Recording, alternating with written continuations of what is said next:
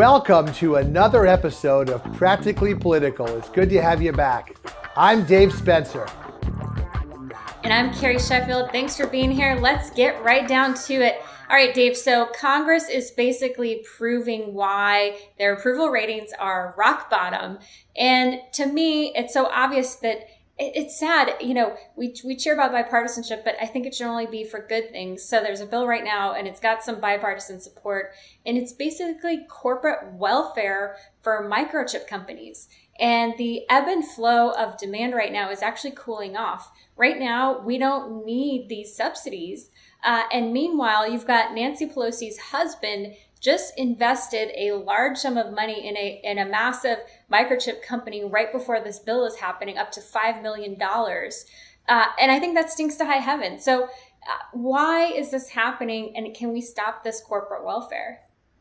Well, unfortunately, what you brought up, Carrie, and I think that we'll, as we often do, we'll agree on this one, is basically 90% of the tax code. You know, one of the things that we said in our original 4 practically political, no-brainer bipartisan ideas is tax reform, because 90% of the tax code is a subsidy or a credit that was put there because some congressman paid somebody off, right? Let's be honest.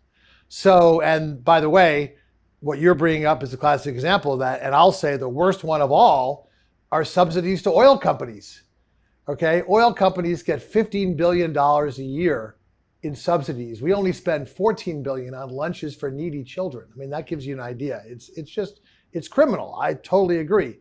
So what we said is we should have remember in the 1980s, they had the terrible job of closing all those military bases, right? That was total pork. They did it by putting together a commission, and then every member of Congress was allowed an up or down vote.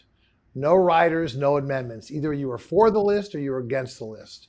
That's what we should do with tax reform. 2 things. A, make it revenue neutral, so no one's raising or lowering taxes, and then have a bipartisan commission come up with what loopholes to close, and all that money goes back into the pot, and then you lower the rates, because Republicans want lower rates. Democrats want to close loopholes. We say yes. But unfortunately, until that happens, I think you're going to see a lot of this stuff. And also the problem is that when subsidies are enacted, sometimes they are needed. But as you know, once spending's on the books, it's very hard to get off, right? So what they should do is they should have subsidies for a period of time. But of course, that would not be nearly as lucrative, so that doesn't happen. Your thoughts? Well, yeah, and you're right. It's like Ronald Reagan said, the closest thing to eternal life is a government program. And in this case, I would say a government subsidy.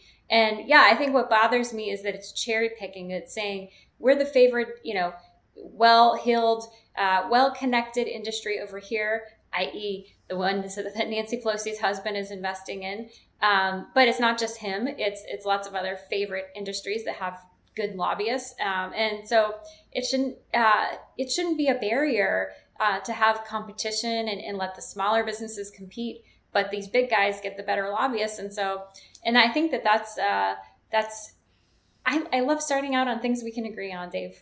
Well, and also, let's face it. I mean, how many lobbyists are in Washington pitching for lunches for the needy, or for extra childhood nutrition programs now that abortions are going to be, infant nutrition programs now that abortions are going to be harder? Nobody, right? They're only there for well-heeled individuals and corporations. And that's why our tax code is how many thousands or tens of thousands of pages. And again, 90% of it are subsidies and credits that were put there just as a legalized bribe.